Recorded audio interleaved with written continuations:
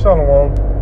First and foremost, I want to give all praises, honors, and glories unto Yahweh Ba'ashem, Yahweh Shai, Ba'ashem, HaKadosh. Double honors to my apostles and elders of Great Millstone. They're doing it well. Peace, blessings, and salutations be unto the members of the elect, the Reflective 1/3. Shalom. This is Brother Dawood from the GMHC Troy Camp coming at you with another video through the Spirit and Power. Spirit and power of Yahweh Ba'ashem, Yahweh Shai, Ba'ashem, HaKadosh. Today, this will be another in transit, all right? And the title of this video will be Just Wait Till the Kingdom.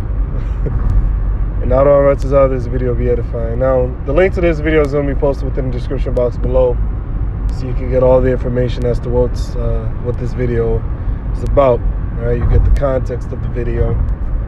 And basically, we're better off just waiting till the kingdom. All right, that's when we're going to get, our righteous woman.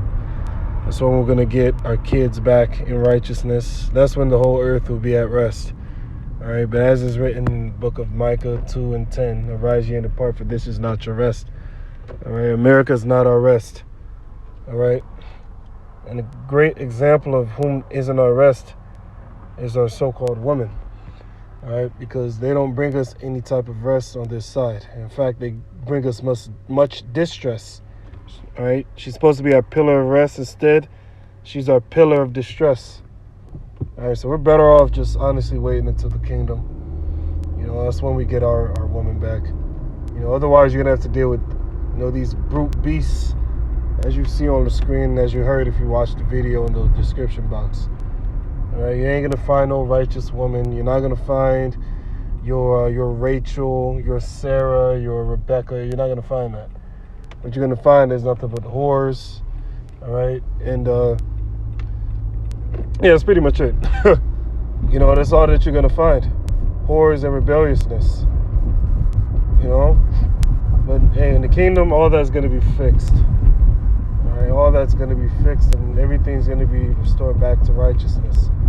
So you're better off just waiting to the kingdom. Now's not the time to be, trying to multiply, as many kids as you can get. Because really, having children is supposed to be a blessing.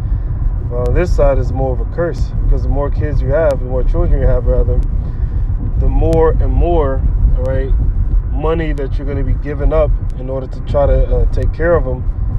And moreover, the more problems you're going to have, all right, especially if you have multiple different so-called baby mothers, and only within the so-called black community, the so-called Latino community, so-called Native American community is having multiple baby mamas.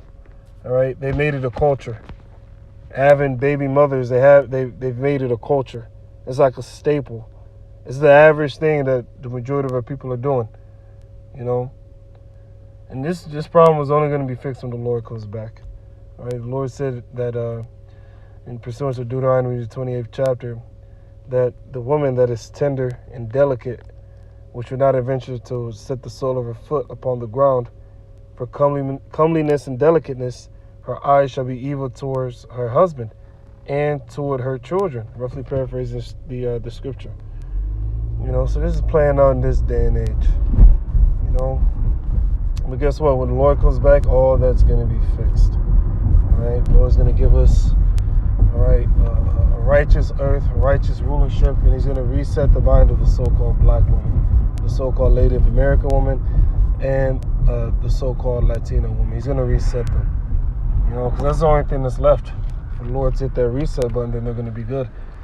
And when all hell breaks loose, because Isaiah the 4th chapter can't get overlooked. All right, when all hell breaks loose, they're going to be submissive again. They're going to be respective, or if that's even a word. They're going to respect the man in that day. So just wait. This ain't for too much longer. As written, the joy of the hypocrite is but for a moment. All right, now really that scripture is really referring to Esau. All right, but it can also apply to, all right, any hypocrite that's out there who's apart from the so-called white man, who is more hypocritical than our own people. So, hey, in Isaiah the 10th chapter, the Lord called our people hypocrites. All right, a hypocritical nation, He said in Isaiah the 10th chapter in the 6th verse. The majority of our people are hypocrites. You see? So they're prospering in their wickedness, but that's just for a moment. It's just for now. Because eventually the Lord's going to hit that reset button and they're going to be restored back into their proper order, which is where? Underneath the man. All praises, honors, and glories be unto Yahweh, Ba'ashem, Yahweh Shai, Ba'ashem, Ra'akadash. Double honors to my apostles and elders of Great Millstone that doing even well. Peace, blessings, and salutations be unto the elect, reflected 1/3. All right, Barak Akim, and if you still listen, Shalom.